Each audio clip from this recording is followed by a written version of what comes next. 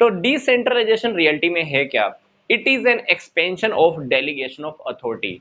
Delegation of authority जो मैंने आपको अभी भी बताया और पीछे वाली वीडियो में बताया कि डेलीगेशन ऑफ अथॉरिटी के अंदर क्या होता है, काम हम डिवाइड करते हैं, देन उस काम को पूरा करने के लिए हम उसको क्या देते हैं, अथॉरिटी देते हैं। अथॉरिटी देने के बाद उस पर्सन की अकाउंटेबिलिटी बन जाती है, जवाबदेही बन जाता है, उस पर्सन को जवाब देना पड़ता है अपने बॉस को, काम पूरा हुआ कि नहीं हुआ। तो डेलीगेशन ऑफ अथॉरिटी के अंदर ये होता है। अभी हम क्या बात कर रहे हैं डिसेंट्रलाइजेशन की। ये क्या है? ये एक एक्सपेंशन फॉर्म है डेलीगेशन ऑफ अथॉरिटी की। एक्सपेंशन फॉर्म कैसे है, इसको एक एग्जांपल में समझ लेते हैं। फॉर एग्जांपल, चीफ मैनेजर ने जब कुछ काम सौंपा प्रोडक्शन मैनेजर को और जब उस काम को करने की अथॉरिटी भी दे दी, अगर ये चीज सिर्फ यहीं तक रही, इसको हम बोलेंगे डेलीगेशन ऑफ अथॉरिटी। पर अगर प्रोडक्शन मैनेजर काम आगे सौंप देता है, अधिकार भी दे देता है, अथॉरिटी भी दे देता है, इसको अब हम बोलेंगे डिसेंट्रलाइजेशन। मतलब जब चीफ मैनेजर ने अपना काम इसको बताया, अथॉरिटी भी दी, तो यहां तक की तो बात है डेलीगेशन ऑफ अथॉरिटी। पर अगर प्रोडक्शन मैनेजर आगे अपने नीचे वाले डिपार्टमेंट्स में भी काम बांट देता है, उसको भी काम करने की अथॉरिटी दे देता है, वो लोग भी आगे काम बांट देते हैं, वो लोग भी आगे काम बांट देते हैं, तो इस फॉर्म को हम बोलेंगे डिसेंट्रलाइजेशन। तो डिसेंट्रलाइजेशन रियलिटी में क्या हुआ? It is an expansion form of delegation of authority. पहला फीचर तो ये है, पहला फीचर तो वही है, एक्सपेंशन फॉर्म है किसका? डेलीगेशन ऑफ अथॉरिटी का। दूसरी बात, रोल ऑफ सबऑर्डिनेट्स इंक्रीज होता है, सबऑर्डिनेट्स के रोल में इंक्रीज हो जाता है। फॉर एग्जांपल, यहाँ पे 5 लोग लगे हुए हैं, यहाँ पे 10 लोग लगे हुए हैं, यहाँ पे 15 लोग, यहाँ पे 20 लोग। प्रोडक्शन मैनेजर ने क्या किया? इस डिपार्टमेंट को काम दिया, इस डिपार्टमेंट को काम दिया, अब इस डिपार्टमेंट के अंडर में भी ये लोग लगे हुए हैं, तो इनकी इंपॉर्टेंस बहुत बढ़ जाती है, काम करने की पावर बढ़ जाती है, काम सिंपल तरीके से हो जाएगा, जल्दी हो जाएगा, क्विक डिसीजन ले जाएंगे, उन सब की इंपॉर्टेंस भी बढ़ जाती है। अदरवाइज कभी कभी क्या होता है, लोग हमारी फर्म में काम कर रहे होते हैं, हम उनको अधिकार ही नहीं देते काम करने के, तो उन लोगों को लगता है कि मैं तो सिर्फ बस काम करने के लिए आता चला जाता हूँ, मैं तो बस एक कुट कठपुतली की तरह हूँ। तो अब जब हम डिसेंट्रलाइजेशन करते हैं तो हम लोगों को काम करने की, काम को पूरा करने की पावर भी देते हैं, तो इससे उनकी इंपॉर्टेंस बढ़ जाती है, उनका रोल बिजनेस में इंक्रीज हो जाता है, वो आगे आगे काम करते हैं, इनिशिएटिव लेना स्टार्ट करते हैं। तीसरी बात, वर्कलोड कम हो जाता है। चीफ मैनेजर के पास काम बहुत सारा था, इसने मान लो 70% काम किसको दे दिया? प्रोडक्शन मैनेजर को। प्रोडक्शन मैनेजर भी काम आगे किसको बांट देगा? आगे बांट देगा। तो इससे क्या होता है, टॉप मैनेजमेंट का वर्कलोड कम हो जाता है, माइंड के ऊपर जो प्रेशर होता है ना वो कम हो जाता है। क्यों? क्योंकि वो काम को आगे आगे डिवाइड करते जाते हैं और काम को पूरा करने के आगे उनको अधिकार भी देते हैं, अथॉरिटीज भी देते जाते हैं। चौथी बात, डिसीजंस बाय एम्प्लॉइज। एम्प्लॉइज अब आप अच्छे से डिसीजन ले पाएंगे।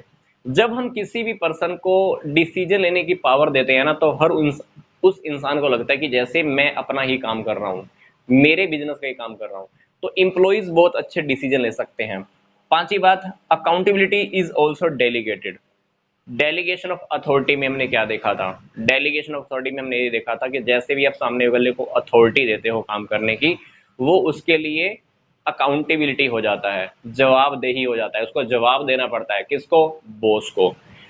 डेलीगेशन ऑफ अथॉरिटी में हमने देखा था कि अकाउंटेबिलिटी, जवाबदेही, आप किसी को ट्रांसफर नहीं कर सकते हो, बट इसमें डिसेंट्रलाइजेशन के अंदर जवाबदेही भी ट्रांसफर हो जाती है।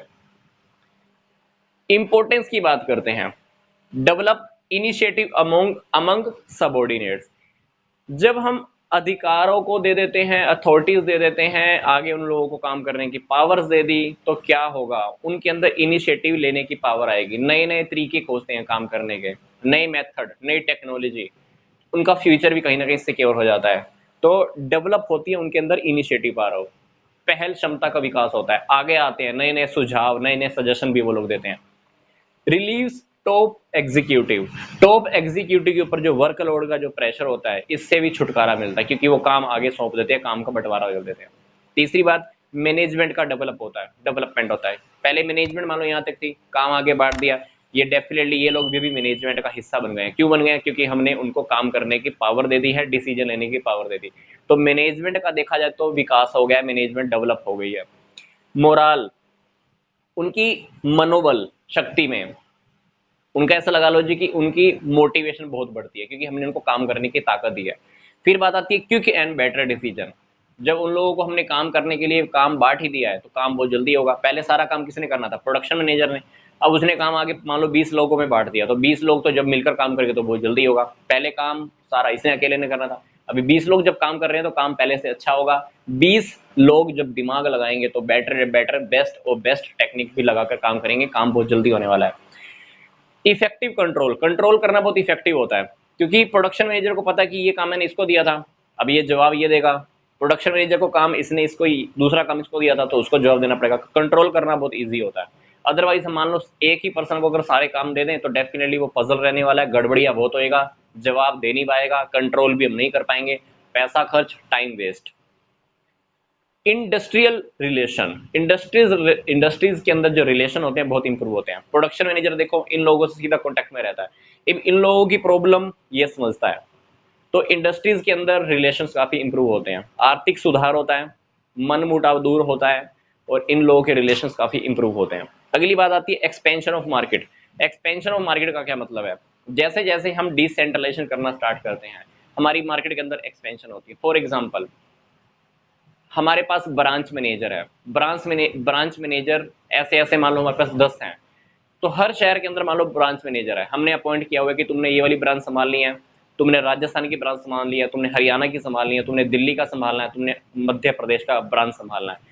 तो जब मैंने उनको ब्रांच संभालने की पावर दिया तो डिसीजन लेने की पावर भी मैंने दी है, तो इससे हमारा बिजनेस भी एक्सपेंड होता है, क्योंकि छोटी मोटी प्रॉब्लम को वो अपने लेवल पे ही सोल्व कर लेते हैं, इसलिए हमारे बिजनेस का बहुत एक्सपेंशन होता है, बिजनेस हमारा काफी लंबे समय तक चलता है और काफी दूर तक और बड़े लेवल पर भी हमारा बिजनेस हम स्टार्ट कर सकते हैं। लास्ट पॉइंट है डेवलप मैनेजमेंट मैनेजरियल टैलेंट। जब वो लोग काम करते हैं तो मैनेजमेंट के टैलेंट के अंदर नए नए स्किल्स निकल कर आते हैं, नई नई टेक्निक निकल कर आती हैं जो फ्यूचर में हमारे बिजनेस के लिए बहुत बेनिफिट होती हैं।